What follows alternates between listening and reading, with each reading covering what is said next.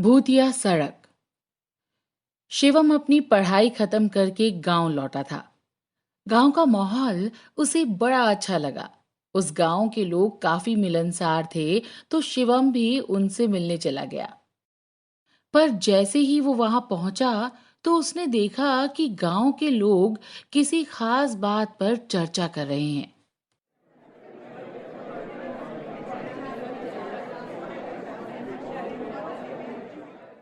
मैं तो कहता हूँ उस रोड को पूरी तरह खोद देना चाहिए ताकि वहां कोई चल ना पाए। हाँ, और वहां पर एक बोर्ड लगा देना चाहिए कि 7 बजे के बाद यहाँ से गुजरना मना है। हम्म। शिवम को कुछ समझ नहीं आ रहा था कि ये लोग किस रोड की बात कर रहे हैं और क्यों डरे हुए हैं। तो उसने उनसे पूछ ही लिया, क्या हुआ काका, आप लोग इतने परेशान क्यों हो? अब क्या बताऊं बेटा, हमारे यहाँ एक सड़क है जिस पर आए दिन कुछ ना कुछ घटना होती रहती है। कभी कोई पागल हो जाता है या किसी घटना का शिकार। मैं नहीं मानता इस अंधविश्वास को। जरूर कोई और कारण होगा। नहीं शिवम, ये सच्ची घटना है। एक दिन तो मैं भी मरते मरते बचा था।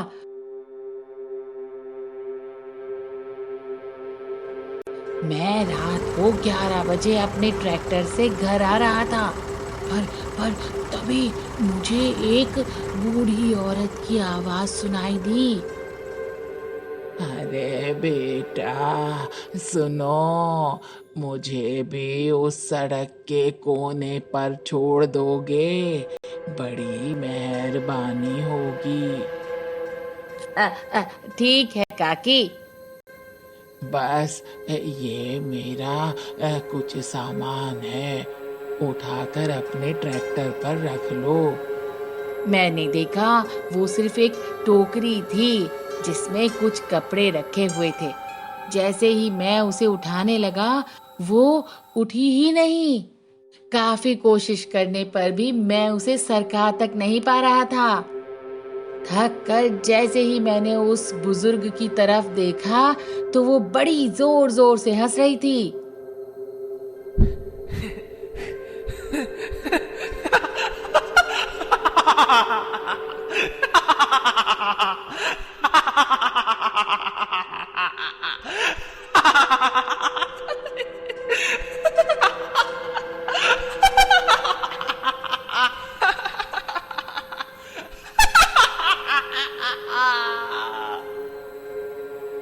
मैंने उसे पूछा कि टोकरी में क्या है।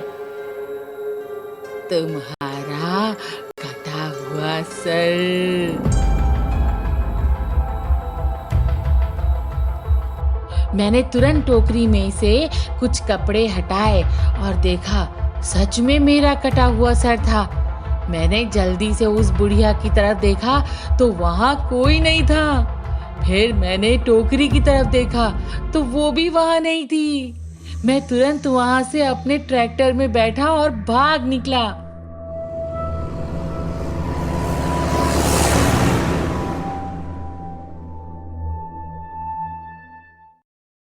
मैं नहीं मानता। बकवास कर रहे हो तुम। मत मानो। कौन कह रहा है तुम्हें मानने को? बिरजू सच कह रहा है। एक बार मैं भी अपनी बकरी को ढूंढते हुए वहां पहुंच गया था।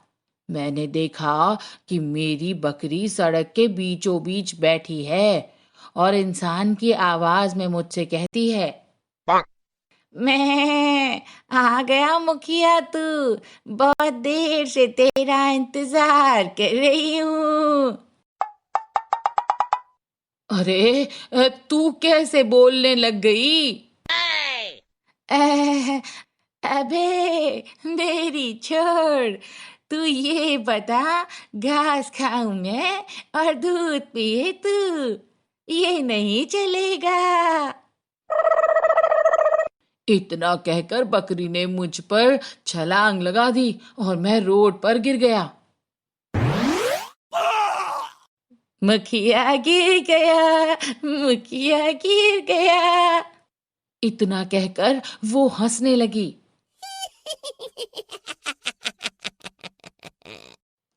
बड़ी मुश्किल से अपनी जान बचाकर भागा।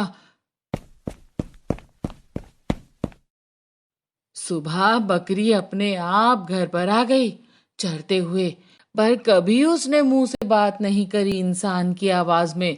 जरूर उस सड़क में ही कोई गड़बड़ है। कैसी बात करते हो काका, बकरी भी कोई हंसती है और बात करती है, कुछ भी बके जा रहे हो। बेटा, मानो या ना मानो, यही सच है। शिवम ने सोचा, चलो मैं खुद ही वहां जाकर देखता हूँ। रात के 11 बजते हैं और शिवम उस रोड पर पहुंच जाता है और टहलने लगता है। काफी देर बीत जाने के बाद भी उसे कुछ नहीं दिखा और वो घर की तरफ जाने लगा। तभी उसने देखा कि बीच सड़क पर एक बच्चा रो रहा है, पर उसके दोनों हाथ नहीं हैं।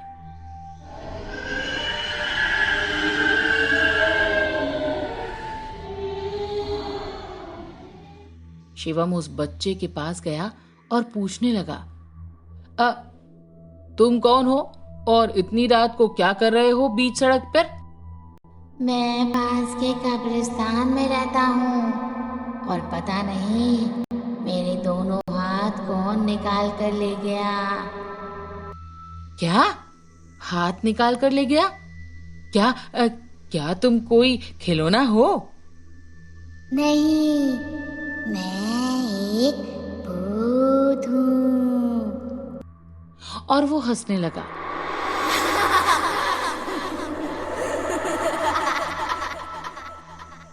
तभी एक हाथ सामने आता है और शिवम के गाल पर जोर से तमाचा मारता है। अरे बाप रे, ये किसने मारा? तभी दूसरा हाथ आता है और शिवम के जोर से मुक्का मारता है और वो नीचे गिर जाता है। फिर दोनों हाथ उसकी टांग पकड़कर खींचने लगते हैं। अरे भगवान, बिरजू सही कह रहा था, यहाँ तो सच में बड़ा झोल है।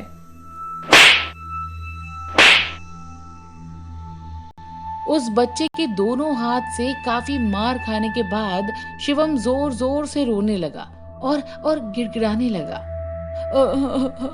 मुझे जाने दो, आप कभी नहीं आऊंगा यहाँ पर। ठीक है, पीछे पलटकर मत देखना और भागना शुरू करो। शिवम ने ऐसे ही किया और सरपट वहां से भागने लगा।